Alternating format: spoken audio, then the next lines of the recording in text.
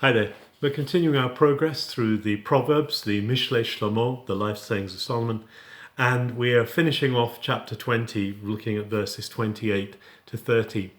So in the original Hebrew, verse 28 says, Chesed va'emet yitzchu melech v'sa'ad b'chesed kis'o. And the word chesed appears twice in this verse, and this word is really important. Chesed is that covenanted obligation. It's that covenanted grace which actually commits us self-sacrificially to the covenants that we've made. And it says covenanted grace and faithful truth, emet, protect a king, melech, Yitzhak Melech, they protect a king, and his throne, Kisor, is established in Chesed. It mentions Chesed again, twice in this verse, Chesed comes.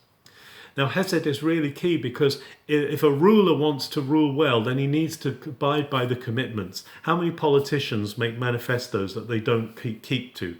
But actually what sustains a king's rule, what gives him the benefit of support from those who he oversees, is when he or she, when a sovereign is committed to the promises they made, or when a ruler or a governor commits to keep what they said.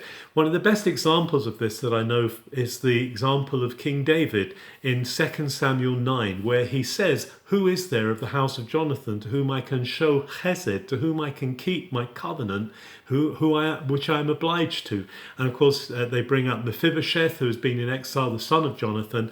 And even though Mephibosheth as a son of Jonathan could be a rival to David's throne, David, because of his chesed, shows favor and honors Mephibosheth and brings him to his own table.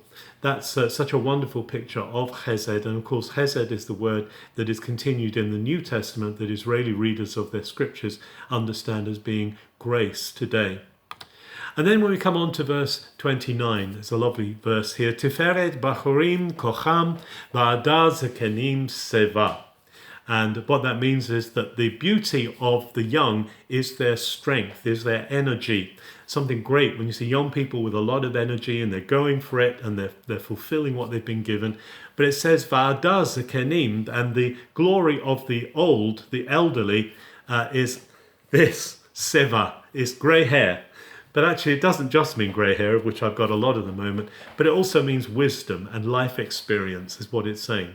So there's a wonderful picture here of a synergy that goes on, that there's something wonderful about the young and their energy and their verve, but something wonderful about the older folks and their experience. What they lack in energy, they can make up for in experience. And similarly, what the young may lack in wisdom or insight, they can make up for energy. So as we work together across the generations, we know how we can benefit one another. We know how we can gift one another in the things that we do. We may not be so strong, but we may have wisdom, or we may not have so much wisdom, but we have strength and energy. And there can be a wonderful synergy there. And verse 30, finishing off the chapter, is an interesting verse. It says, Habarot petza tamruk bara or makot hadre batan. Now it's quite a strong verse, this. Habarot are basically blue patches, bruises. Bruises, actually, it says, cleanse from evil. They scour out evil. It's a strange thing that the idea of bruises or the things that go wrong in life actually have an effect in keeping us away from evil. And then it says umakot, and that's blows, tough things that come against us. Hadrevaten actually reach down into our inner parts and they strengthen us in the inward part. Now, in the original, this may well be talking about physical punishment, but actually I don't want to talk about physical punishment in this context, but the tough things that we go through, the things that we experience.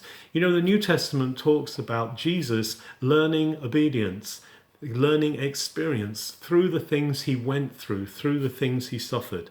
And there are times where we go through really tough things, where we feel bruised, where we feel like there are blows coming on our life. But what it does is it changes us, it shapes us, it forms us inside. So as we bring those things to God, God can comfort us, God can pour in the balm, but also we can be shaped by those things. There is benefit. There can be things that change us, transform us, when we allow our pain not to become bitter inside us, but when we allow that to be a transforming power. Have a good day.